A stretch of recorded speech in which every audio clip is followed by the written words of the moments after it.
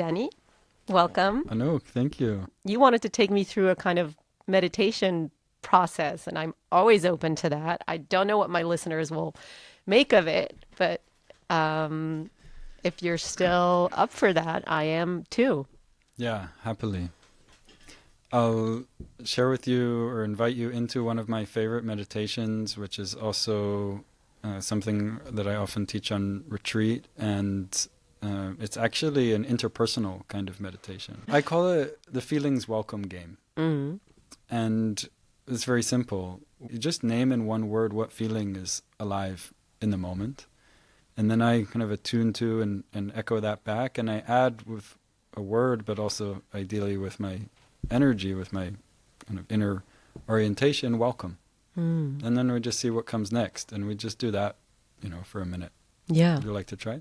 sure. Yeah, I can try. Just kind of hearing you say that, though, changes, Yeah. right? Changes what already arises in me. Yeah. Yeah. So, wow, this is a big one. This Mm. immediately arises in me when you say that, and it's grief. Yeah. Grief. Welcome. Should I say thank you? You can just say what comes next. And that's welcome. A little bit of embarrassment. Yeah, a little bit of embarrassment. Y- Welcome. Yeah, I think more grief. More grief. Kind of ping pongs between the two. There is grief, and oh my God, there's so many reasons Yeah. for grief Yes. in life in general, Yes. and in our geopolitical nightmare of the moment, right? And by sharing grief, I feel immediate embarrassment for having kind of shared, So Yeah. it ping pongs between the two. Yeah. Yeah. Yeah, and there's something I think like quite insightful and quite widespread Mm. in the phenomenology of what you just shared. Also want to name my gratitude for you being willing to meet me with that kind of honesty and vulnerability. And that's like something about the nakedness of our emotions not being, mouvan me'elav, or like obviously welcome, Mm. Indicated by the embarrassment or sometimes shame, or that it's not even on the table that we can say how we are and not apologize for it, but actually have the sense, we can say that how we are and it'll be held with us. Mm. Yeah, like in Pirkei Avot, it says, Have mekabel kol ha'adam b'sever panim yafot, to welcome, and we can translate it either as every person or a person in their entirety Mm. with a warm countenance. Mm. And that's often what's missing. Tell me about you also since the beginning of this war, which currently is in ceasefire, but which is still so deeply, immersively in and around us. Strikingly, I was due to fly to Germany on October 8th for a week of collective trauma healing work. So what a time, to have that. And I ended up going on October 9th, and it was a real blessing for me to be in a space with a community who I had been walking a path with and training and that kind of work with, and to feel really privileged, to have then and in general in my life to have had over the last year and a half a lot of resource to help me feel and metabolize what's come up for me. In those first months, there was also like really a seeking of how can I find a meaningful way to contribute, some way to offer, my skills and training as a psychotherapist, as a meditation teacher. Yeah, found some ways and didn't find some ways, and then was fortunate to have some time to resource myself, and then come back in a way where I've had more capacity. And then we started also a whole program, which I'm sure we'll talk about. On different days and different times of day and times of week, I have different experiences. But yeah, there's been a huge amount of grief and of fear and worry. And yeah, and sometimes just seeing how clearly there are multiple levels of reality alive at the same time, and there can be beauty and joy and meaningfulness and inspiration not through ignoring or suppressing the other layers, which are layers of brokenness, and sometimes, importantly, being the rich soil to be grounded in meeting those layers. Mm. Yeah. I too am deeply, profoundly grateful that I had amassed some of the resources of mindfulness and compassion. And, when October 7th happened, and I know it deeply helped me, not in the first days after the attack when I regressed to the most kind of fearful, tribal, amygdala, reptilian-brained self. And I think it's also because I was with 3 young children. But I then left. I left the country for 3 weeks, and I was able to then use the tools that I learned in order to calm my nervous system. And, I think so much has already happened that people forget how much in those first days, weeks, our nervous systems were so hyped up, Yes. in the most primal levels. Yeah. And that still has ripple effects. Yeah. And so tell us about the work that you do and the tools that you employ. You have, first of all, such a rich suitcase of tools that I'm sure you can whip out at different times, from nonviolent communication to Hakomi method-based psychotherapy, meditation, etc. So tell me, like, the tools with that history and already deep look into trauma work. What do you feel most helped you in this past year and some, and what have you turned to most in order to help others deal with and process their trauma, their burnout, their the stress of living in this very, very charged region for such a prolonged time? Yeah. I'd say what's most helped me is relationships. Sometimes in a professional context with therapists, different kinds of therapists, psychotherapy, craniosacral, which is a very gentle touch-based modality, which really can bring deep regulation to the nervous system, and friend relationships as well. People whose quality of attunement and space for emotions I really trust. I believe, or hold as a working hypothesis, that there are not feelings which are too big or too much to process when we're met with precise attuned accompaniment. I think that's quite rare, and I think many of us didn't get that, in our formative years. So the way that those emotions live in us is as overwhelming because they're held often in an invisible sheath of aloneness, and with the kind of frozen trance state of, age 2 or infancy or 4, at those ages when we really need another person's warm, attuned presence and prefrontal cortex to help us co-regulate. Yeah.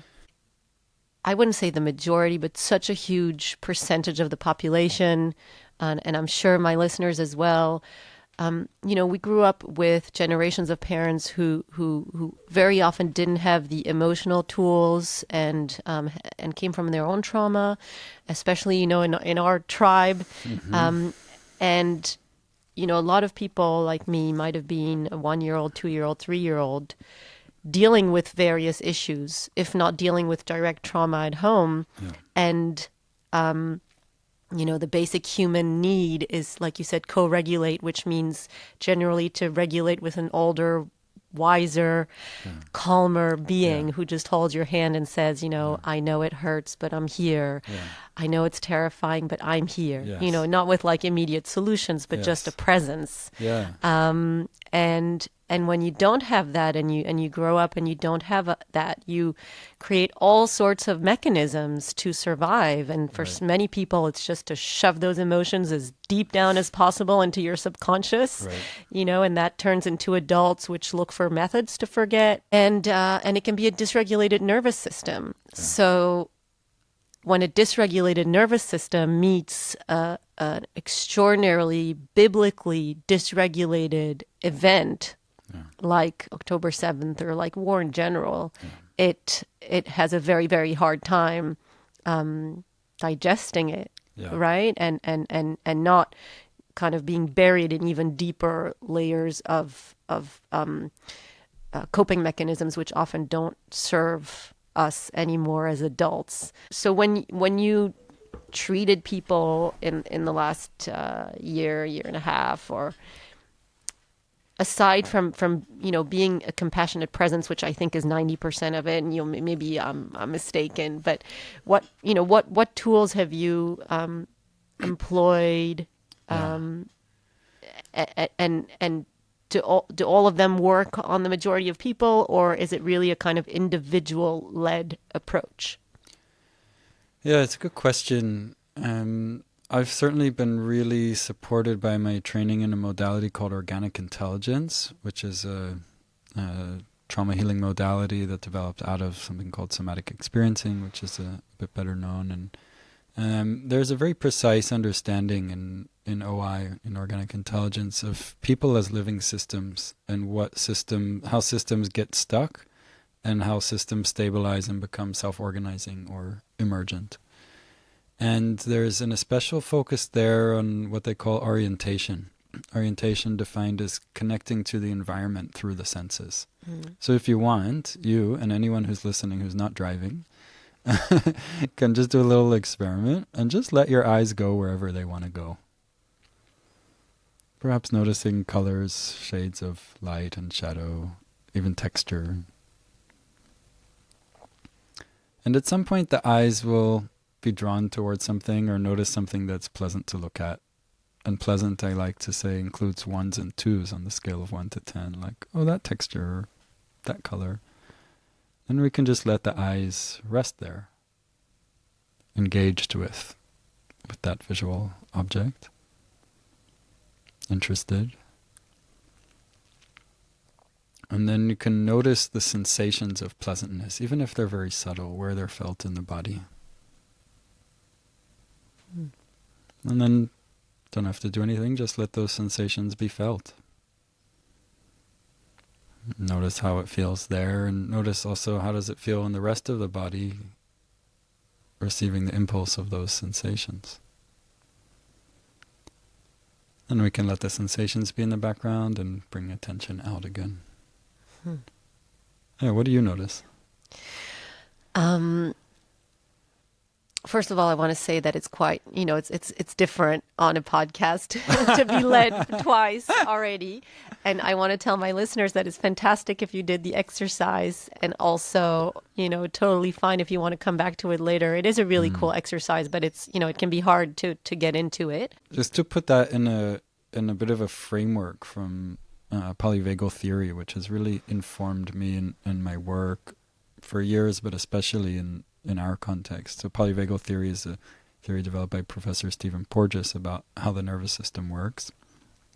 And he talks about this, you can think about it like a kind of traffic light. We have basically like 3 different operating systems. Mm-hmm. There's the freeze system, there's the fight flight, and then there's the social engagement system. Red, yellow, green. Mm-hmm. And which one of those states we're in depends on this faculty he calls neuroception, which is the brain's perception of how safe we are. Mm-hmm.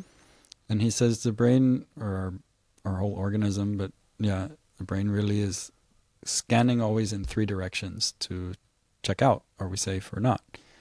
It scans our surroundings. That's one reason why consciously letting the eyes go where they want to go can actually help the brain register, the truth of current surroundings is actually benign or relatively benign. Scan the body. There's sensations going up the vagus nerve, the spinal cord, through the insula and into the brain, communicating something about how we're doing. And the interpersonal space, checking out, am I safe? Are you a friend? Are you a foe? Are you a threat? And what happens with trauma is that it colors our experience in a way where then our nervous system is actually responding to something from the past as if it's present. Mm-hmm. Yeah. So let's say something really intense happens, like the attacks on October 7th. And the feelings and sensations, the whole kind of high activation around that keeps reverberating in our bodies because most of us didn't get enough support in really processing that to completion, coming back to regulation.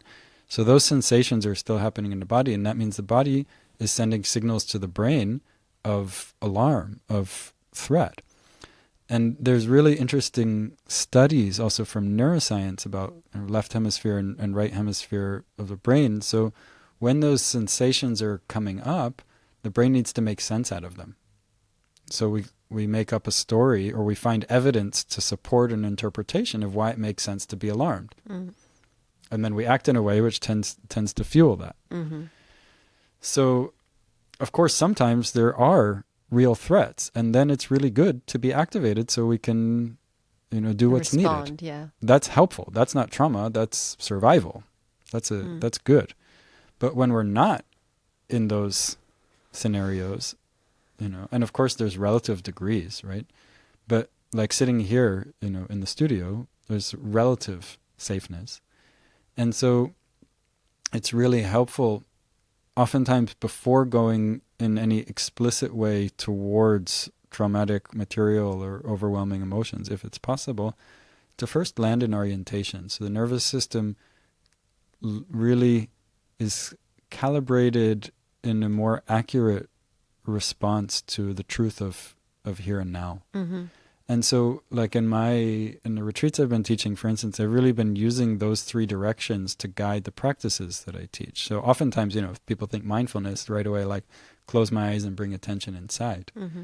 But if inside is on fire and I don't have enough presence to tend that, then it's actually just going to fuel that fire to bring attention inside. I'll feel more anxious. Mm-hmm. So that's not a good practice if that's what's going on. And it's great. Like I sometimes say, if you're drowning in the pool and you're next to the side of the pool, just put your hand on the side. You don't. If you're like, if it's so intense inside, don't sit with your eyes closed. Open them. Bring your attention into something benign, or in this case, like we did, to something pleasant. And then you notice the sensations of pleasantness. So then that is the signal that's going to the brain, or that's getting amplified through attention, because what we pay attention to gets amplified. Mm-hmm. So when we pay attention, Dafka, to pleasant sensations, I did this once years ago with a woman who had sexual trauma, and not as a client, but just in a kind of mini intro workshop. I didn't know that at the time. And she was able, just like that, to have an unusual sense of safety in her body. Mm-hmm. Because we created an opportunity to feel a gentle pleasantness. And that gentleness is also important, that we're not seeking intensity. And in organic intelligence, there's also a big emphasis on weaning ourselves from the addiction to intensity. And then there's the interpersonal work. And in that work, I'm informed by a number of kinds of more attachment-based therapeutic work, AEDP, primary attachment therapy, and a lot by the work and example of Thomas Hübl, who's teacher of mine and kind of leader in the world of trauma healing. And Thomas often talks about, I think he actually brings a quote from Dan Siegel, who was one of the founders of interpersonal neurobiology. This basic experience that we need to have relationally of, I feel you feeling me. In Genesis it says, Lo tov heot adam levado. It's not good for a person to be alone. So then there's a quality of togetherness which is inherently resourcing. Mm-hmm. So as far as, I've been teaching these retreats for therapists who've been on the front lines of the trauma work. Often, they come in so overwhelmed themselves.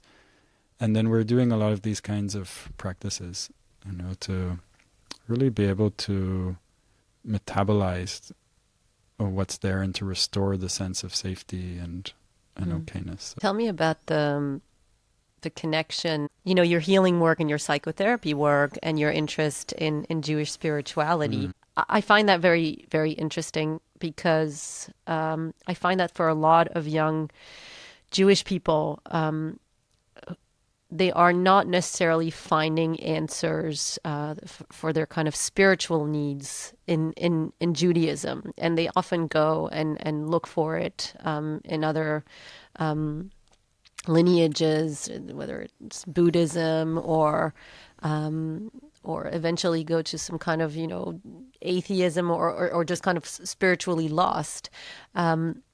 What have you found in Judaism that you feel really complements your, your love of healing and sharing in a compassionate and caring way? Well, when I hear that question, something stirs in my heart, and that is the beginning of the answer before I can tell you what are the words that go with that.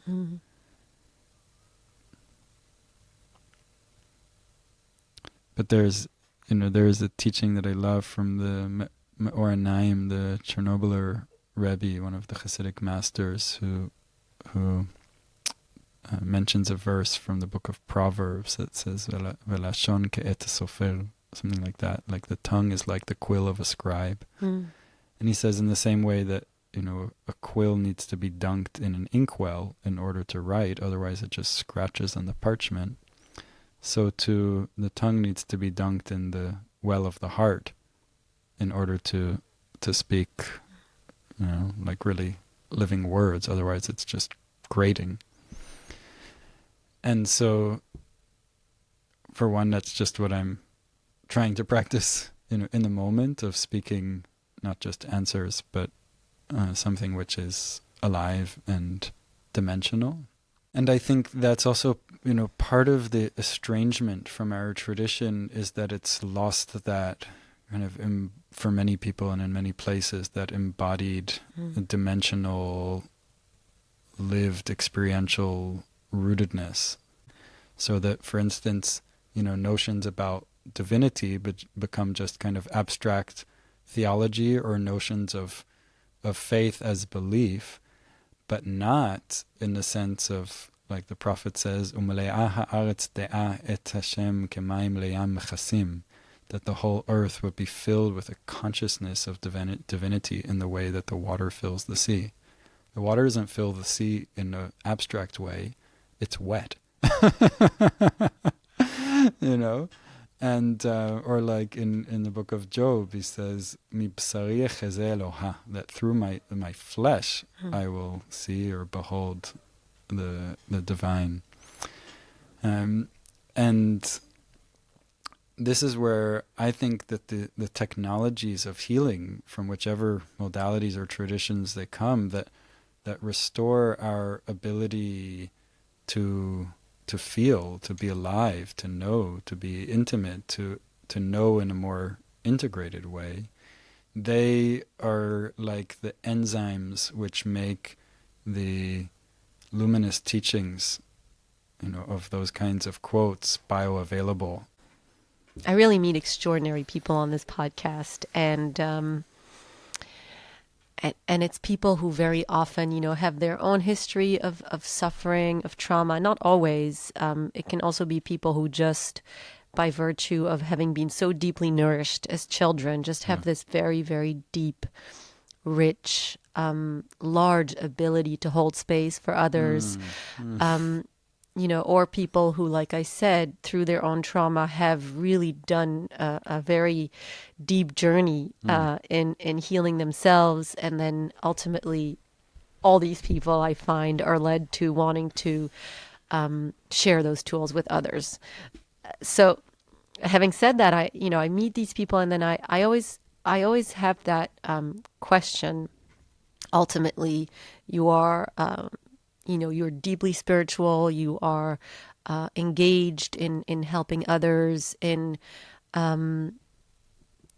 probably seeking, really in your heart, really seeking peace and compassion and love. And at the same time, you're also, you're a person with an identity, and that person, in your case, in my case, you're Jewish, you're Israeli, you're male, and so I'm wondering to what extent you feel that those identities are impacted by the current environment in which, depending on where we come from, depending on which family we were brought up into, or which kind of cultural environment we find ourselves in, we might deeply feel ourselves as either being deeply victimized, and all of us feel deeply victimized by what happened on October 7th, by the ensuing and resurgence of anti-Semitism around the world, and at the same time, some of us might or might not consciously feel a certain guilt for the response of Yeah. of our country, of our people, to the violence. So I'm just wondering, to what extent do you feel impacted by all these things, and to what extent do you feel that you sometimes regress into a place that is either deeply perhaps tribal, or even somewhat tribal, and kind of viewing the us versus them, or whether your journey allows you to kind of stay in that place which is a little bit more removed from all of that, and which just sees and feels the suffering everywhere. Yeah. One thing I would say is like an intention in my kind of larger orientation and practice is to be honest and responsible in relation to my experience. So if feelings or experiences are coming up, I want to be very wary of a kind of bypass, whether it's a spiritual bypass to go into, so-called higher places, or other kinds, but actually to meet what's there, as we started off our conversation with a welcome. But welcome from a mature place and perspective doesn't mean, yes, now you will control my behavior. And I remembered a really meaningful experience, just as you asked your question, about 7 years ago when I was participating in a collective trauma training, and there were a number of Germans involved. And I won't go into the whole long story, but I had a very powerful exploration over the course of about an hour with a couple German men, where I was really speaking the voice of the deeply innocent woundedness, of the Jewish experience in the Holocaust. And one of them at least was able to really channel some of the kind of German collective shadow. But because, he was not fully identified with it, he was, not, there was no actual threat in the room, but he could channel that place of kind of hate and really like this raw anti-Semitism that took him really to quite an intense place. But what really supported us in that was seeing that through these lenses which I've been talking about of trauma and response to overwhelm, and a certain perspective from both organic intelligence and from Thomas Hubel, that, as Steve Hoskinson from OI says, trauma is unintegrated resource. Or as Thomas says, there's always an intelligence in the reaction, even if it's not, manifesting on the surface. So what could be the intelligence of this guy's kind of supercilious, almost rageful or wrathful hate?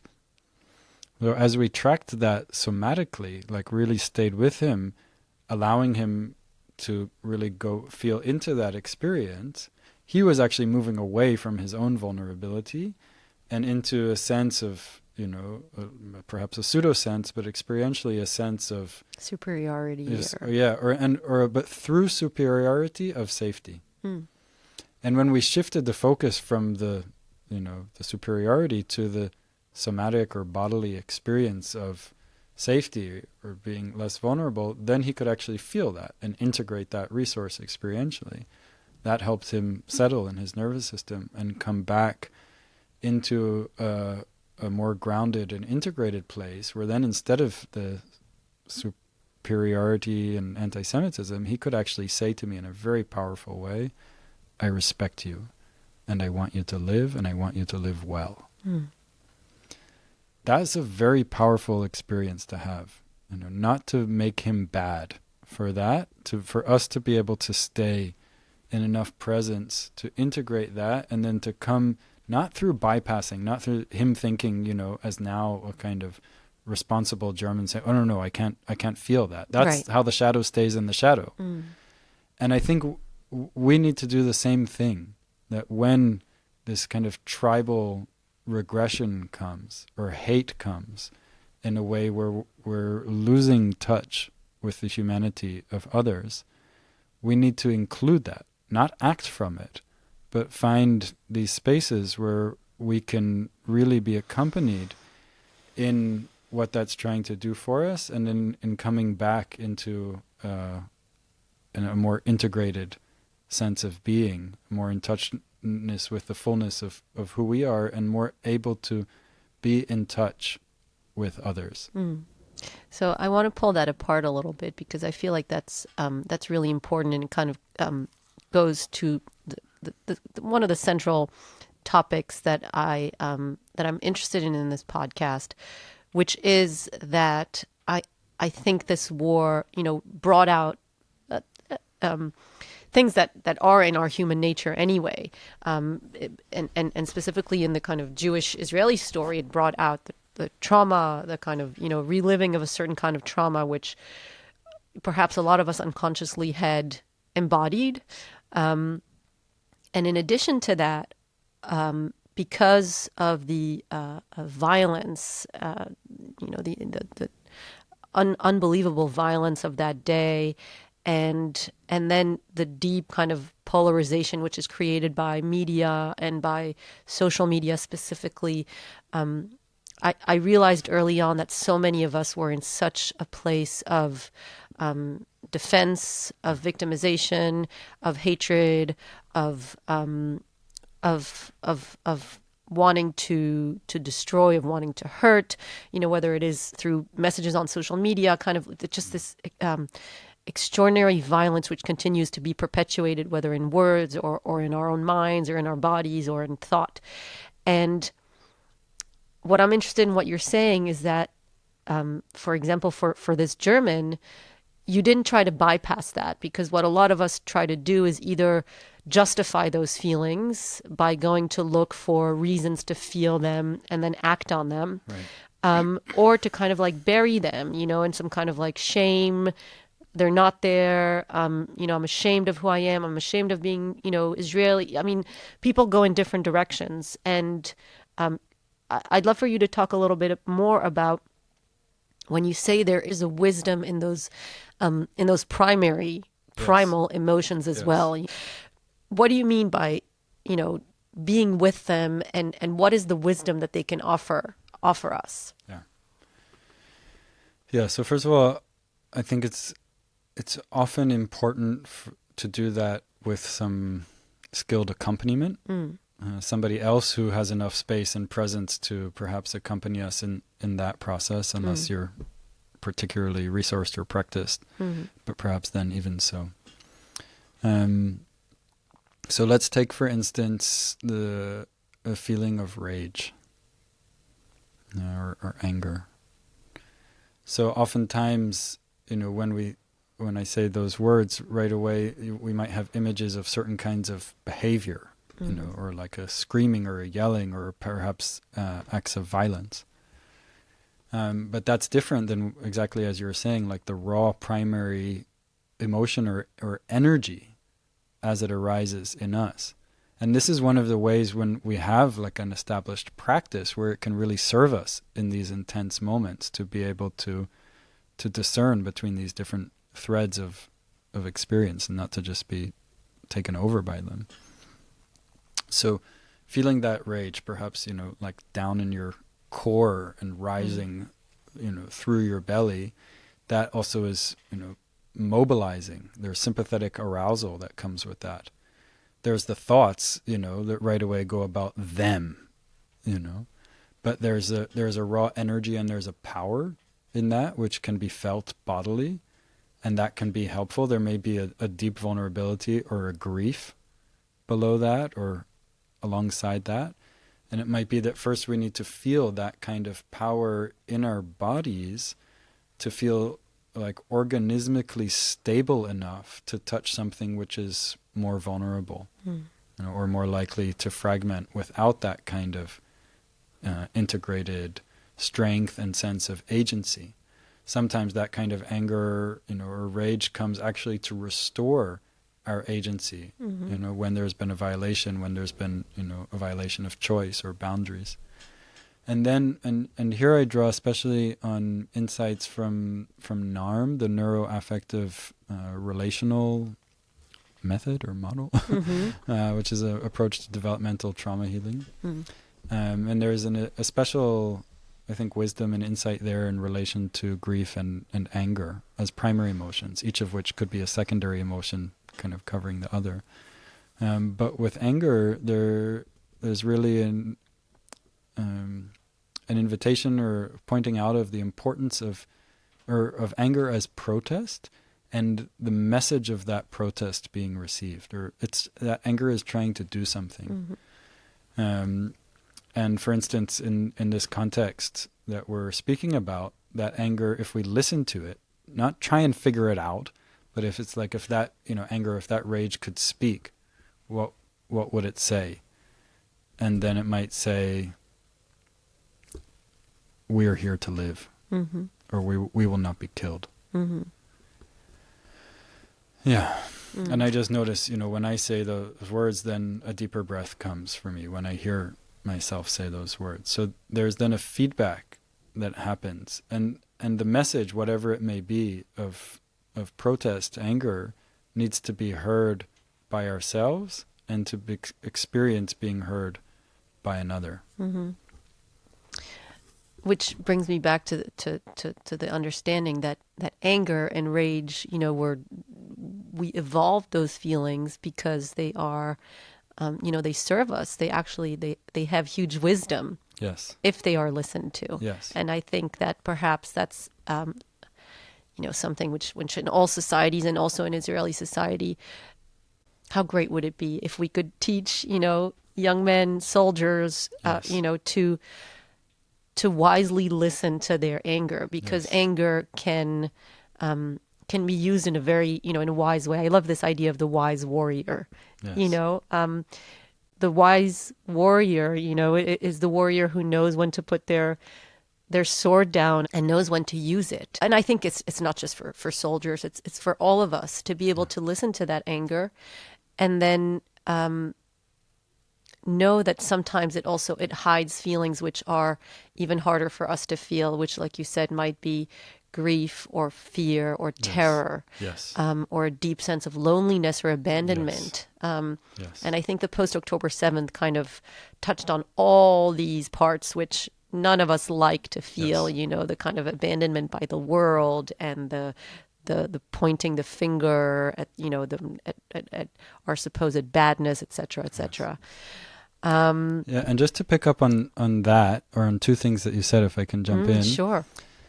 This is actually where I think the lens from nonviolent communication is also really insightful, because the whole frame of badness and of lenses of dehumanization are ways that anger and rage very readily become violent and destructive as opposed to protective.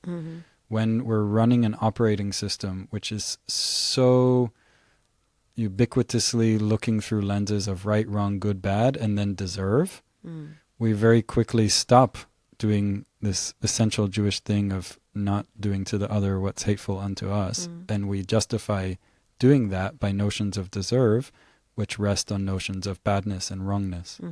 Like no one's innocent in Exactly. Gaza, all the Palestinians, this and that. They're Exactly. Islamic fundamentalism. They're all, basically evil. The kind of story of which I think, that's also a part that the media played. And, I know that's not your field, but in how little we actually saw the images of the suffering. And, because I'm was not born here, I read media in French or in English, and it's a completely different reality. It's also, it's very, very hard to feel the humanity on the other side if it's abstract, Right. if we don't see the suffering of the children Right. who are alone and terrified, and they don't know Right. where their parents are, or and Right. they're wounded, etc. If this society could actually look in the eyes of those children and still make decisions from a wise place about how to respond.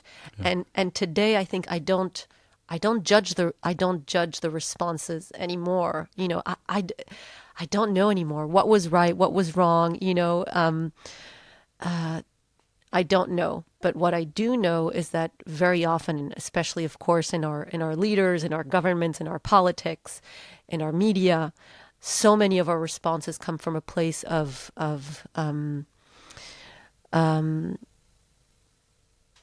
not wanting to look at our own vulnerabilities and at our own difficulties, and wanting immediately to go into that bucket of we are the ultimate great ones, and we deserve to live and they don't, etc. And those are messages that we heard. So yeah, thank you for going into that. You led a retreat for caregivers about how to work with their burnout. There are so many deeply traumatized, deeply wounded people in Israeli society that caregivers who generally are people who naturally, want to go out and help. Many people kind of ran out the house on those first few days and have not, metaphorically come back, and are out there helping people. And, a lot of them experience deep kind of burnout, maybe secondary trauma. What are some of the things that you do in your retreats that you think those people could use? Yeah, we've actually had 4 cohorts and have a 5th one next week of a retreat for therapists, caregivers, and it's been exactly as you described. Many, or I would say most of those folks showing up really, really burnt out. Some of them who lost family members on October 7th or in the war. Many of them who are, really are working directly with the trauma, and who have been basically on duty Yeah. since then. And I think that also oftentimes does play into a certain personality type who's inclined to take care of others before themselves, which can work for short term, but in the longer term leads to burnout, because we're not built to live constantly in sympathetic arousal. That evolved to be an occasional kind of, stress is helpful in an occasional way, but not in a constant way.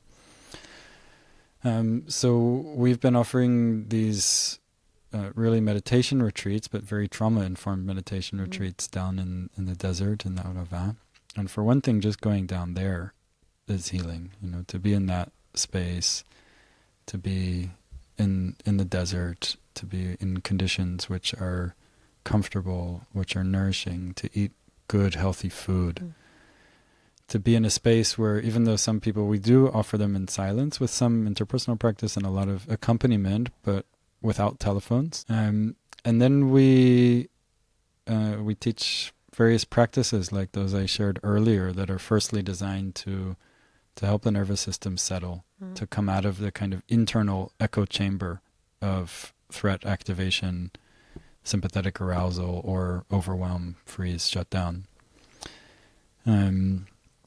We do kind of Jewish chanting each morning, which also brings a certain a certain energy. And there's a mix between, people being in the silence and being able to finally have space for themselves, and to give them the practice tools to tend that space, to kind of restore their body, mind, heart, nervous system to a home that's not on fire, a home that's actually good to come home to.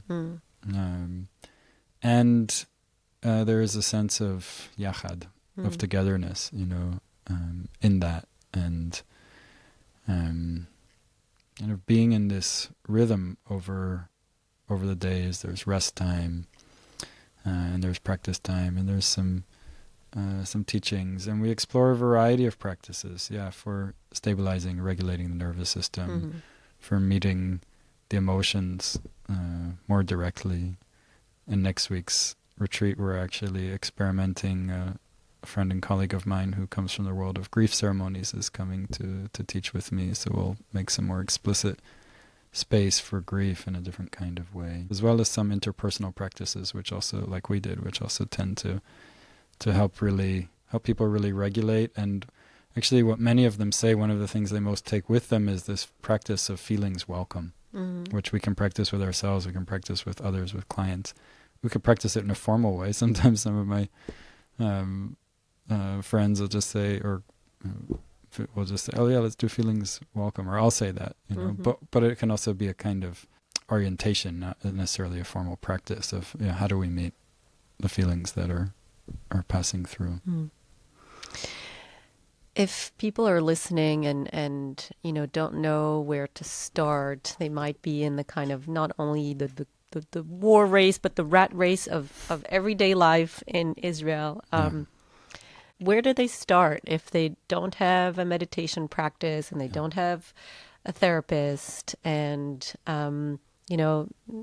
perhaps parents don't have time to go on a week-long silent, phone-less retreat? What do you think is the kind of like everyday thing that people can do to feel more stable in this very, very unstable world? Yeah. Well, for one, like through Or Halev, we have a lot of online resources which don't require leaving home. Zoom daily guided short practices. And I think that's great, especially to get started in any kind of practice, is to have some guidance for those who are interested or available coming on retreat, whether it's a shorter retreat or a week-long retreat, or therapists who caregivers can come on that retreat. I think those are great opportunities, and I think making it something fixed, if like you're available for one of those Zoom times that we do or that somebody else offers, like putting that actually on your calendar and having it be a protected space, or deciding, on your walk to the car or your walk to the office or sitting in the car on the bus, that you're going to be doing something which is nourishing yourself with your attention. It could just be attention to the surroundings, or maybe you like this interpersonal exploration and you have a friend, and you even, what's amazing about that practice is if you do it for 3 minutes in each direction, it can be as powerful as like a couple hours of individual practice. Yeah. And one little thing that people can do in the day-to-day is notice moments of completion. Like we'll finish this interview, and then there's a moment of completion. And usually what many of us do is like rush to the next thing. I finish one session with a client and then like right away jump on WhatsApp or whatever, do the next thing. And then there's actually a way we don't let our nervous systems really rest, savor, deactivate, go into the yin energy. And when I do that, it's deeply nourishing, and that can take 20 or 30 seconds. And I think there's occasional times of emergency when we don't have that, but most of the time we do have that, and we're just in a habit. I have to say, for me also, it's a habit. It's a habit that that does take a little bit of commitment to get used to for me, because it's like 3 young children, and oftentimes of loud, being in a loud environment. I've kind of just intuitively, I don't even think about it anymore, but just so often throughout the day, when they're screaming or whatever it is, I just look up for a second. Or, Yes. I'll walk by in Tel Aviv and there's all the dog shit and there's all the construction.